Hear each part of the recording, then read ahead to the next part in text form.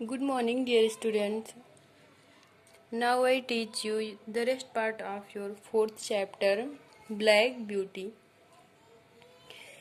एक बार आप लोग कमेंट करके बता दीजिएगा व्हाट्सएप पे ही कि वीडियो क्लियर रहती है या नहीं। तो चलते हैं, देखते हैं। कल मैंने आपको पढ़ाया था ब्लैक ब्यूटी अपने माँ के मालिक के व्यवहार के बारे में बताती है।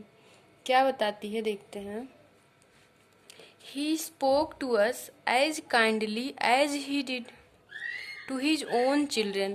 पहले तो उसने क्या बताया कि वो हमें खाने पीने के लिए हर चीज़ें अच्छे से देते हैं और जो हमारी लोडिंग होती है यानी जो हमें भार वो ढोने के लिए देते हैं वो भी हल्का ही रहता है।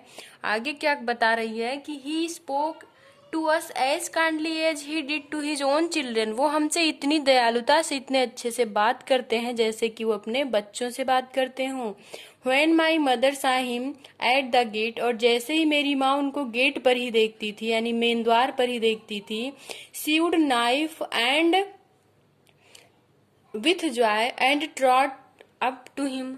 मेरी माँ उनके सामने, ये नाई मतलब होता है हिनहिनाना, यानी घोड़े जैसे ऐसे मुंह को उठा के ऐसे ऐसे करते हैं, पैर को उठा के, ट्रॉट मतलब पैर को उठाना, वो उस तरह से उसके सामने एक्टिविटीज करती है यानी उसका वेलकम करती है। फिर उसका master, our master would pat and stroke her, और हमारा मास्टर उसको सहलाता था और थपथपाता था।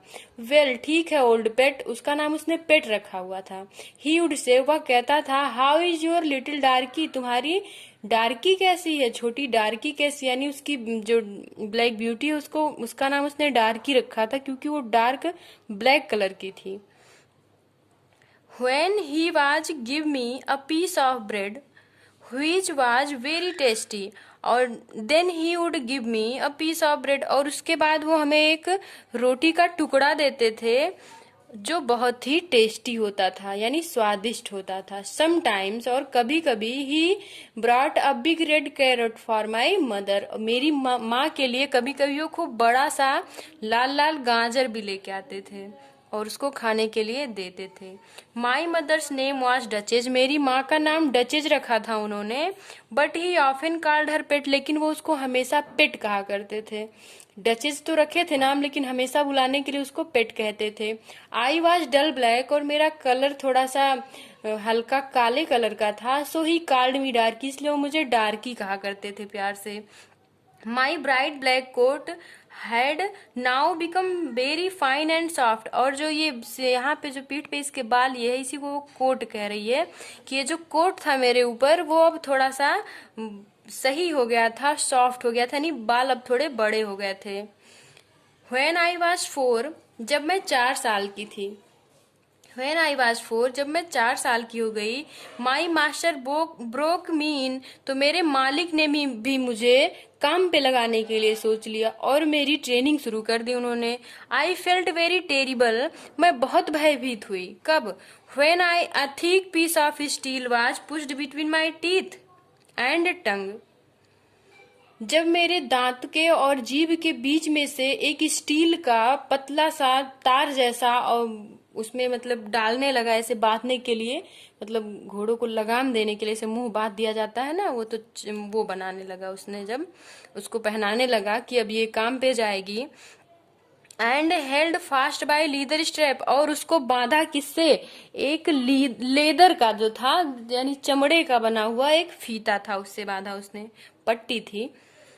As a further part of my training, और इस तरह से आगे उसने मेरा अभ्यास शुरू किया। I was put in a field, मुझे एक मैदान में डाल दिया गया। विथ सीप एंड काउज, यानी भेड़ों के साथ और गायों के साथ मुझे एक मैदान में डाल दिया गया। दिस फील्ड, और वो मैदान जहाँ पे मुझे डाला गया ट्रेनिंग के लिए, was next to a railway line, वो रेलवे लाइन के आगे थी, जस्ट आगे, यानी उसी के जस्ट करीब ही थी। आई शैल नेवर फॉरगेट, मैं कभी नहीं भूल सकती, फॉरगेट मतलब भूलना। The first train that ran by, जो पहली ट्रेन मेरे सामने से गुजरी मैं उसे कभी भूल ही नहीं सकती। आई थॉट इट ड्रीडफुल, मैं सोचती हूँ कि ये बहुत ही भयानक था वो, यानी वो दृश्य मेरे लिए बहुत भयानक था क्योंकि उसने पहली बार अपने सामने से इतनी लंबी गाड़ी को जाते हुए देखा था।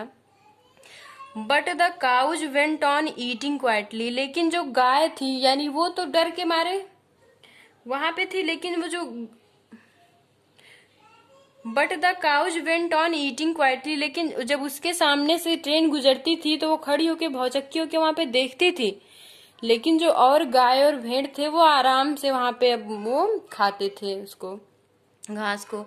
दे did not even raise their heads as the frightful thing went roaring past, यानी वे अपने हेड्स को भी उठाते ही नहीं थे, अपने सिर को भी नहीं उठाते थे, जैसा कि कोई भयानक फ्राइटफुल यानी भयानक कोई वस्तु उनके सामने से गुजर रही है दहाड़ते हुए, लेकिन तब भी वो अपना सिर नहीं उठाते थे। यानी डार्की के लिए वो बहुत ही भयानक और बड़ी सी दहाड़ने वाली चीज थी जो ट्रेन थी, लेकिन जो वहां पे पर डे बहुत पहले से ही रहते थे गाय और भेड़, उनको तो पता था ना कि हाँ ये तो पर डे का काम है, वो उससे डरते नहीं थे।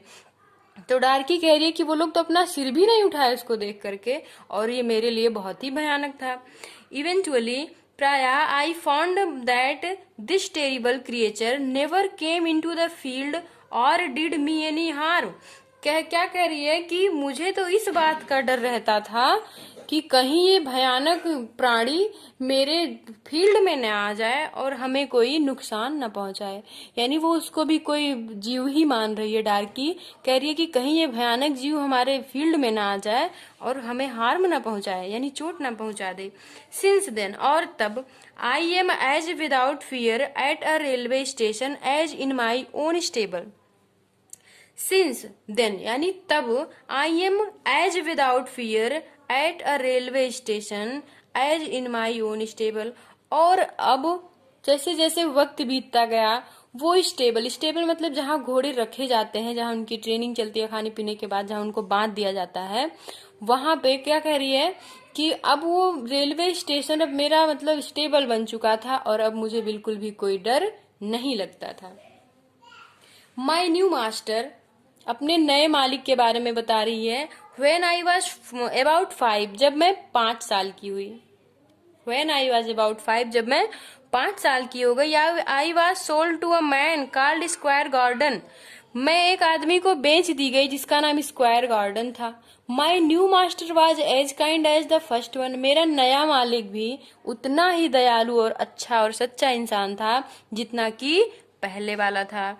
There was a discussion between him and his wife, और उन दोनों के बीच में यानी जो नया मालिक था उसके और उसकी पत्नी के बीच में, उसकी मिस्ट्रेस के बीच में कुछ बहस चल रही थी। किस बात पे चल रही थी?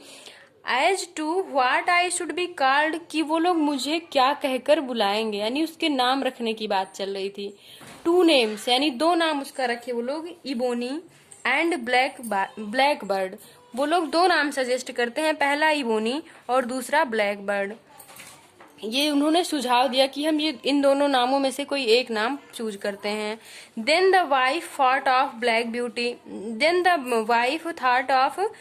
ब्यूटी, तभी उसकी पत्नी ने क्या सोचा कि इसका नाम ब्लैक ब्यूटी रखते हैं। And square garden liked it, और स्क्वायर गार्डन जो हमारा मालिक था उसने भी इसको पसंद कर लिया इस नाम को। उसने कहा हाँ ठीक है, ब्लैक ब्यूटी नाम सही है।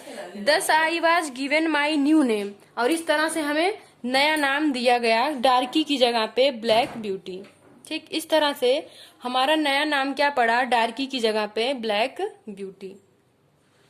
Square garden had 2 other horse's, square garden के पास 2 और घोड़े थे। एक जिंजर था जिसका नाम जिंजर था, एंड मेरी लेग्स, और दूसरे का नाम मेरी लेग्स था। एट फर्स्ट पहले तो अब वो अपने और उस जिंजर और मेरी फील्ड के स्वभाव के बारे में, कैसे वो लोग मित्रता करते हैं, कैसे रहते हैं, ये सारी बातें वहां पे क्लियर होंगी। At first ginger did not like me, ginger मुझे पसंद नहीं करता था। सी वॉज अ ब्राउन मेयर, वह एक भूरे कलर की फीमेल हॉर्स थी। मेयर मतलब हॉर्स तो मेल होता है और फीमेल को मेयर कहते हैं, यानी घोड़ी। But she used to bite and kick, लेकिन वो हमेशा क्या करता था, हिनहिनाता रहता था और पैर उठा के लात मारता रहता था लोगों को, यानी बहुत ही दुष्ट मिजाज का था। द नेक्स्ट डे, अगले दिन, व्हेन जिंजर वाज आउट मेरी लेग्स सेट, जब जिंजर बाहर गया हुआ था, यानी कुछ सामान ढोने के लिए वो बाहर गया था अपने काम पे, तो मेरी लेग्स ने कहा, यानी दूसरे घोड़े ने उससे कहा, don't be angry with ginger, कह रही कि जिंजर के स्वभाव पे गुस्सा मत करो। People were very cruel to her when she was young, जब वो छोटी थी, यानी जिंजर जब छोटी थी तो लोगों ने उसके साथ बहुत गलत बर्ताव किया है और शायद इसी की वजह से उसका स्वभाव थोड़ा चिड़चिड़ा हो गया है। दे यूज्ड टू फ्लॉग हर, वे लोग उसको कोड़े मारते थे। ये देखिए, इसमें कोड़े मारने के लिए दिखाया भी गया है, जिंजर है, लोग उसको कोड़े मारते थे। The unkind treatment gave her bad temper, और इस तरह से गलत व्यवहार उसके इस अभद्र स्वभाव का कारण बन गया। But she works hard and you will, लेकिन ये दोनों में ये बातें समान है कि वो भी कठिन परिश्रम करता है और तुम भी करती हो, तो क्या करें कि इसलिए उससे दुश्मनी मत मोल लेना, उसका स्वभाव थोड़ा चिड़चिड़ा जरूर है और इसका कारण उसके साथ हुए अन्याय के कारण है। यानी जो उसका मालिक रहता है पहले, वो थोड़ा सा अजीब रहता है, उसको soon begin to like her and Merrylegs was right, उसने क्या कहा कि धीरे धीरे वो तुम्हें पसंद करने लगेगी, और उसकी बात, मेरी लेग्स की बात सही भी गई, मेरी लक्ष्य की बात सही भी गई कि धीरे धीरे जिंजर और ब्लैक ब्यूटी के जो व्यवहार थे वो दोनों के नॉर्मल हो गए। Soon Ginger and I became good friend, और शीघ्र ही, सून मतलब शीघ्र, हम और जिंजर यानी ब्लैक ब्यूटी और जिंजर दोनों बहुत अच्छी मित्र भी हो गई।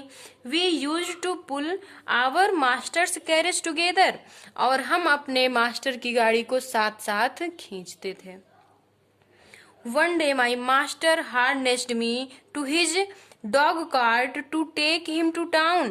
एक दिन मेरे मालिक ने मुझे हार्नेस मतलब होता है, मतलब जोतना, यानी जोतने का मतलब जैसे उसको बांध के वहां पे ले जाने के लिए तैयारी किया उसने, कि लेके जाने के लिए, कहाँ पे, his dog cart to take him to town, अपने उस पे बुलक कार्ट पे, यानी जो उसने बनाया हुआ था, दो पहिए लगे हुए थे आगे, उसमें उसको बांधता है और उसको कहता है कि उसको शहर लेके जाने के लिए।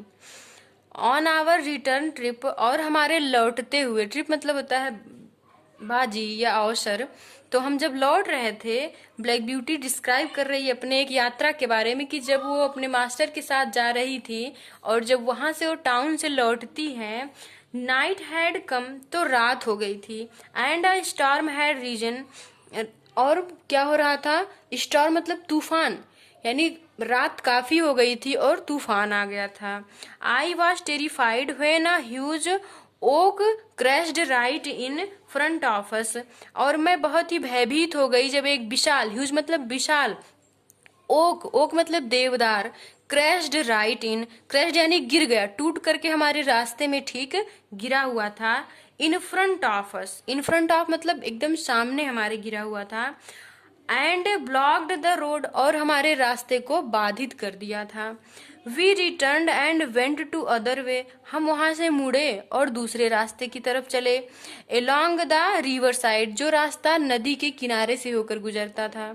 We came to a narrow bridge, हम एक सकरे पुल पर आ गए, यानी सकरा पुल का रास्ता था, वहां से हम निकलने जा रहे थे। But when my feet touched the bridge, जैसे ही मेरे पैर ने उस ब्रिज को, यानी उस पुलिये को, जो पुलिये से होकर रास्ता जाता था, उसको टच किया, उसको छुआ, आई फेल्ट श्योर, मैं निश्चित हो गई थी, देयर वॉज समथिंग रॉन्ग, कि कुछ तो गलत है। My master shouted to make me move, लेकिन मेरे मालिक ने चिल्लाना शुरू किया कि चलो चलो आगे बढ़ो, क्यों नहीं चल रही हो। ही यूज्ड हिज व्हीप आल्सो, उसने कोड़े भी मारे, चाबुक भी चलाया उस पे अपना। But neither words nor whip could make me move, लेकिन ना ही तो उसके शब्द और ना ही उसके कोड़े मुझे वहां से हिलने के लिए राजी कर सके। यानी डार्की ने ये सोच लिया था, सॉरी अब वो ब्लैक ब्यूटी है क्योंकि दूसरे मालिक के पास और उसने उसका नाम ब्लैक ब्यूटी रखा हुआ है, तो ब्लैक ब्यूटी ने ये तो जान लिया कि ये पुल जो है लग रहा है टूटा हुआ है, कुछ डैमेज है, इसीलिए वो आगे नहीं बढ़ रही है कि उसके और उसके मालिक दोनों के लिए खतरा हो सकता है। Then a man came out yelling that the bridge had broken in the middle. Yelling मतलब चिल्लाना, चिल्लाते हुए एक व्यक्ति आया। तब तक उसने क्या कहा कि जो ब्रिज है, जो पुलिया है, जो रास्ता है, वो बीच में से ही, मिडिल में से ही क्या हुआ है, टूट गया है। I shall never forget my master's loving words of gratitude and the supper he gave me that night. Super. I shall never forget my master's loving words. मैं अपने मालिक के उस शब्द को, उस प्यारे शब्द को नहीं भूल सकती। यानी जब मालिक ये जान गया कि उसकी जान खतरे में थी और डार्की इसीलिए आगे नहीं बढ़ रही थी, उसको बहुत अपने लिए ही बुरा लगा कि उसने उस पर कोड़े चलाए, उसको उल्टा सीधा कहा। वो बहुत ही कृतज्ञ होता है और क्या कहता है, उसको बहुत प्यार से अच्छे से बातें जैसे सहलाता है, उसको थपथपाता है और भी कुछ प्यारे शब्द उससे बात करता है और उसको बहुत अच्छा भोजन देता है खाने के लिए। ही गेव मी दैट नाइट, यानी उस रात उसने उसको खूब अच्छा, सुपर मतलब रात्रि का भोजन उसको करने के लिए देता है। The end of happy days. अब थर्ड पार्ट है आपके 4th चैप्टर का, जो हम अगली वीडियो में पढ़ाएंगे। यानी ब्लैक ब्यूटी के अच्छे दिन चले गए हैं, कुछ उसके साथ ऐसी दुर्घटना होने वाली है, इसके बारे में हम कल पढ़ते हैं। तो थैंक्स फॉर वॉचिंग। और एक बात ध्यान दीजिएगा कि मीनिंग आप लोग डिक्शनरी लोड कर लीजिए, उससे मीनिंग क्लियर करके लिखते रहिए। सबसे पहले आप लोग मीनिंग लिखेंगे लेसन का नाम डाल के, इसके बाद आप लोग क्वेश्चन आंसर हम भेजेंगे उसको लिखेंगे, फिर आप ट्रू फॉल्स फिर इन द ब्लैंक ये सब कंप्लीट करेंगे, ठीक है। और कॉपी आपकी जो समाधान क्लास जियो मीट से प्रारंभ होगी, उस पे आप लोगों की कॉपी भी चेक होगी। तो कोई भी बच्चा लापरवाही नहीं करेगा, सभी लोग बुक ले लीजिए, एडमिशन करवा लीजिए और कॉपी लेके पहले प्लेज लिख के और अपने गार्जियन से साइन करवा लीजिए आप लोग, और एक बार निरीक्षण करवा लीजिए यहाँ हमको भी व्हाट्सएप पे भेज के। उसके बाद उसमें लिखना प्रारंभ करिए जितनी जल्दी हो सके, एज सून एज आप लोग कॉपी बना लीजिए।